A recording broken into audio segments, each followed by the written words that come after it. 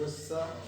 আমি শান্তনু কুমার নবীন, সহকারী শিক্ষক, বিআইজিবি সম্মিলিত মাধ্যমিক বিদ্যালয়ে।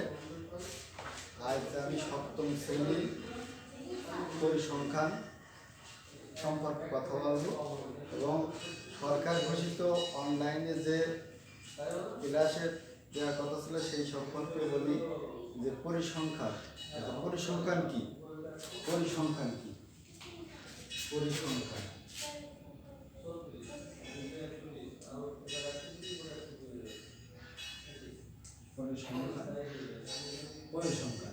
পরিসংখ্যান কি? সংখ্যাভিত্তিক কোনো তথ্য বা উপাত্ত লিপিবদ্ধ হচ্ছে পরিসংখ্যান। এখন এই পরিসংখ্যানের তথ্য কি? কোনো কিছু বিষয়বস্তু জানার কৌতূহলী হচ্ছে তথ্য, আর এই তথ্যগুলো সংখ্যায় নিবদ্ধ করে রাখা আছে উপাত্ত। এখন উপাত্তকে দুই শ্রেণীতে ভাগ করা যায়, একটা আছে প্রাথমিক উপাত্ত আর একটা হচ্ছে মাধ্যমিক উপাত্ত। প্রাথমিক উপাত্ত বলতে বোঝায় যেটা আছে সরাসরি উৎস থেকে পাওয়া যায়, সেটি হচ্ছে প্রাথমিক উপাত্ত। আর হচ্ছে পরোক্ষ উপাত্ত, যেটা সরাসরি পাওয়া যায় না, কোনো কিছুর মাধ্যমে সেই তথ্যটা পাওয়া যায়, সেটি হচ্ছে মাধ্যমিক উপাত্ত। এখন গণসংখ্যার সারণী তৈরি করতে গেলে কি কি লাগে?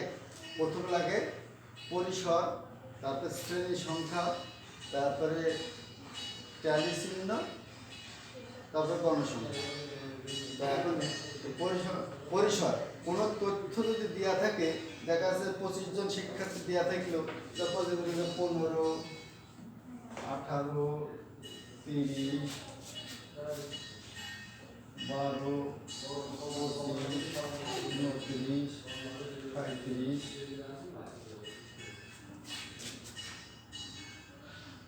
28, 19, 32, 36। ধরো 1, 2, 3, 4, 5, 6, 7, 8, 9, 10, 11, 12। ধরো সপ্তম শ্রেণীর গণিত বিষয়ে 12 জন গণিত বিষয়ে নম্বর দেওয়া আছে। এখন এর আছে গণসংখ্যার সারণী তৈরি করতে গেলে দেখতে হবে এর মধ্যে সবচেয়ে ক্ষুদ্রতম এবং বৃহত্তম সংখ্যা কোনটি, মানে সবচেয়ে কম পেজ কিটা, সবচেয়ে বেশি না, সবচেয়ে ছোট কোনটা 15, 18, 30, 12। এই 12 আছে সবচেয়ে ক্ষুদ্র, আর সবচেয়ে বড় কোনটা 37।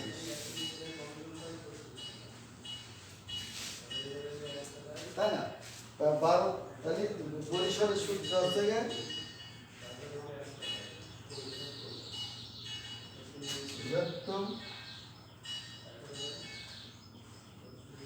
বৃহত্তম সংখ্যা মাইনাস ক্ষুদ্রতম সংখ্যা।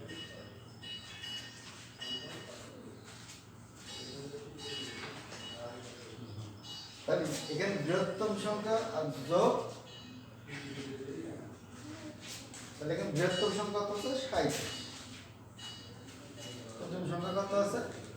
12। তাহলে 60 যেতে 5 আর 2 25।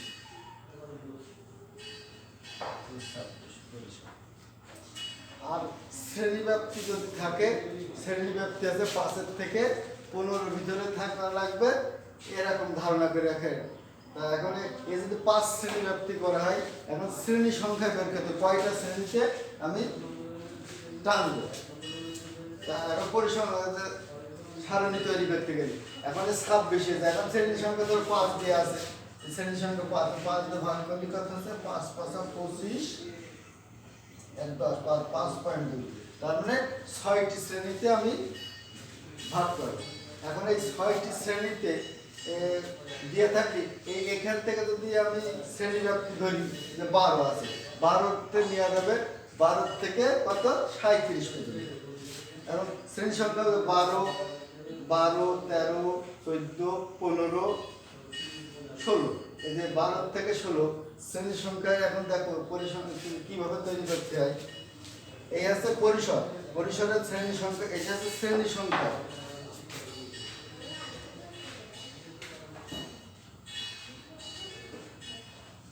শ্রেণী সংখ্যা, শ্রেণী সংখ্যা এভাবে করতে হবে। এইবারটা গণসংখ্যা সারণী তৈরি করি। প্রথমে কি করি, শ্রেণী ব্যাপ্তি, তারপরে ট্যালি চিহ্ন, তারপরে গণসংখ্যা। যদি কোষাদি পরিসর, তাহলে কয়টি, 6টি বেরিয়েছে, তাই তো? 6টা তৈরি করতে হবে।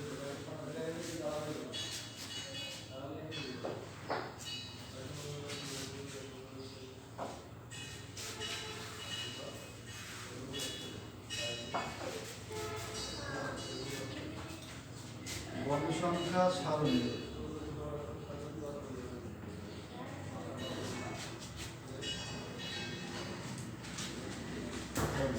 প্রথমে কয়টি, 6টি, তাই তো? বুঝে বলা গেছে এখানে 6টি।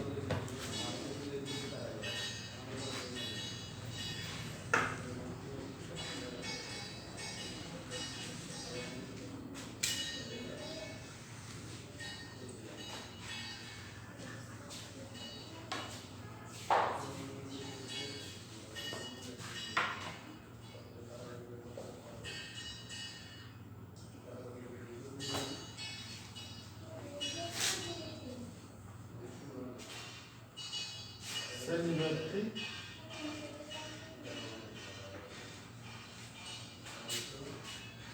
শ্রেণী ব্যাপ্তি, তারপরে ট্যালি চিহ্ন,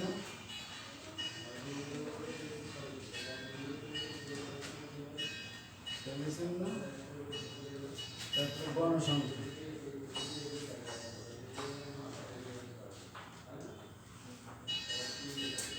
1 2 3 4 5,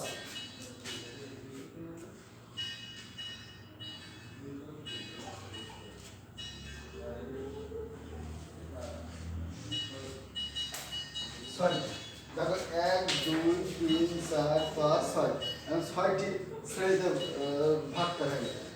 ভাগ করার পরে এখন কি আছে, প্রথম কথা হচ্ছে 12, তাহলে আমি 12 থেকে যদি নিতে পারি, 12 12 13 14 15 16, 12 থেকে 16।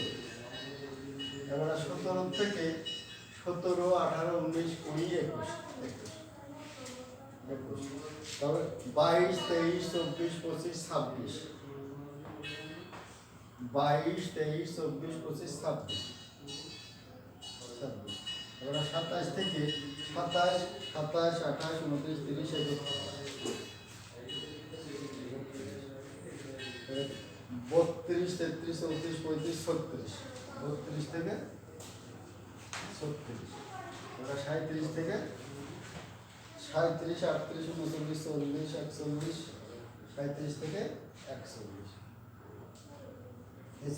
এখন দেখতে হবে এই শ্রেণী ব্যাপ্তি করা হয়ে গেল, ট্যালি চিহ্ন দেখতে হবে 12 থেকে 16 কতগুলো আছে, 12 থেকে 16 কতগুলো আছে।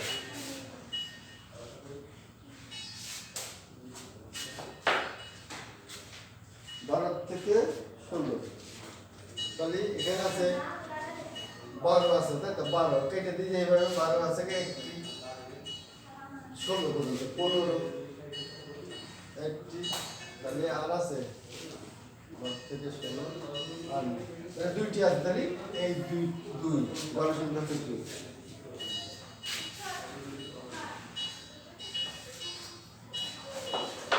তারপরে কত আছে, 17 থেকে 21, দেখতে হবে 17 থেকে 21, তাহলে 18 আছে, তাই তো? 18 1 21 21 21 21 21 21 19 2 এই দুই। তারপরে কত আছে, এই যে 22 থেকে 26, 22 থেকে 26, তাহলে আছে 25 25 25 25 25 25 25 আর নেই, 17 বাদ করে নিয়েছে 17, এবং 3টে হবে 17 আর তাহলে 3টে হবে।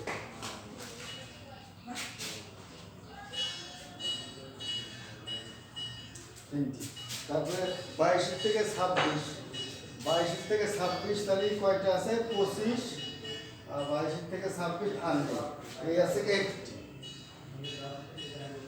তারপরে 27 থেকে 31, 27 27 থেকে 31, 27 থেকে 31, 27 27 থেকে 30 একটা 29 2টো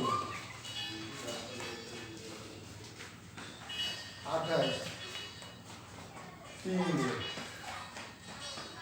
28 3টে, তাহলে এখানে 3টে।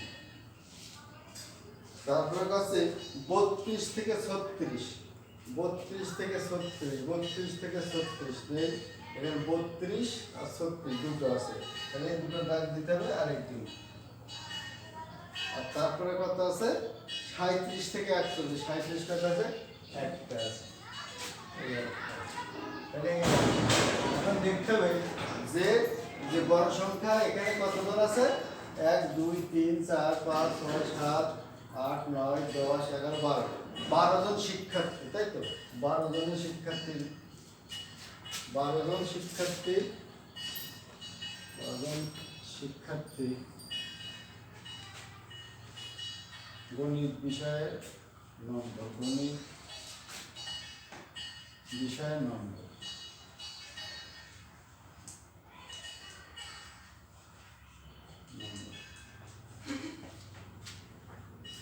গণিত বিষয়ের নম্বর, তাহলে এখানে কত আছে 2 3 আর 2 5 আর 1 6 6 আর 3 9 আর 1 10 আর 2 12, গণিত বিষয়ে 12 জন শিক্ষার্থী, তাই গণসংখ্যা 12 জন।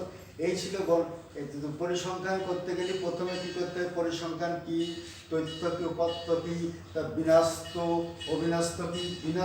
অবিন্যস্ত হচ্ছে কি এই সংখ্যাগুলো এলোমেলো থাকে সেগুলো সাজে লেখায় আছে বিন্যস্ত, আর অবিন্যস্ত বলছি যেগুলো এলোমেলো থাকে অবিন্যস্ত, আর সাজে লেখা ছোট থেকে বড় থেকে সাজানোকে বলে আছে বিন্যস্ত উপাত্ত। আর এই উপাত্তগুলো তথ্য উপাত্তগুলো থেকে কি আছে গণসংখ্যা সারণী তৈরি করতে গেলে কি করতে হয়, প্রথমে শ্রেণী সংখ্যা, ট্যালি চিহ্ন, গণসংখ্যা। এখন সারণী তৈরি করতে গেলে প্রথমে দেখতে পরিসর, মানে এর মধ্যে সবচেয়ে বৃহত্তম এবং ক্ষুদ্রতম সংখ্যা বের করতে হবে। করার পরে পরিসরের সূত্র বৃহত্তম মাইনাস ক্ষুদ্রতম যোগ 1। আর তাদের শ্রেণী সংখ্যা, মানে শ্রেণী সংখ্যা বের করতে গেলে ওই একই সূত্র বৃহত্তম মাইনাস ক্ষুদ্রতম যোগ 1 আপন শ্রেণী ব্যাপ্তি দিয়ে কয়টি শ্রেণীতে ভাগ করতে হবে এই হইল। এখন এই নিম্ন সীমা বলতে এখানে সবচেয়ে ছোটটা কত 12 কে 11 নিতে পারো, শ্রেণী সংখ্যা বের করে শ্রেণী ব্যাপ্তি বের করতে গেলে 11 নিলে 11 12 13 14 15 হইতো, কিন্তু 12 নিলে 12 13 14 15 16, এই 16 বলতো, কিন্তু 11 নিলে সবচেয়ে ভালো হয়। তাহলে একটা নিয়ম থাকে 11 15 15 16 20 20, তাহলে 21 থেকে 25 এরকম নিলে ভালো। দেওয়ার পরে দেখতে হবে যে 12 থেকে 16 পর্যন্ত কয়টি আছে এর মধ্যে, সে যে কয়টি হবে সেই কয়টি দাগ হবে। আর আছে তারপরে এখানে দেখো যে এখানে 3টি পর্যন্ত দাগ আছে, বেশি নেই। যখন 5টা দাগ হবে 1টা 2টা 3টা 4টা, তখন ঠিক এই পাশেতে কি হবে, এই আছে 5টা, এই আছে ট্যালি চিহ্ন নিয়ম।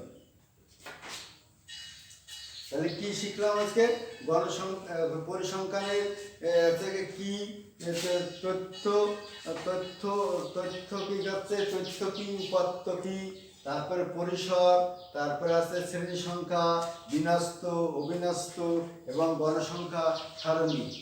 এই তোমরা পরিসংখ্যান এখন করছো 7ম শ্রেণীতে, 8ম শ্রেণীতে গেলে আরও একটু পরিবর্তনশীল দেখবা, তো মধ্যক উপাত্ত এইগুলো মধ্যক থাকবে, তারপরে পরিসর ওগুলো দরকার নেই। এখন তোমাদের কি বাসায় বসে কি করতে হবে, এই পরিসংখ্যান কি, পরিসংখ্যান কীভাবে সারণী তৈরি করতে হয় এইগুলো বিস্তারিত জানার চেষ্টা করবা এবং বুঝবা, তারপর আস্তে আস্তে কী হবে উপকৃত হবে। এই ছিল আজকে অনলাইনে তোমাদের জন্য শিক্ষণীয় বিষয়।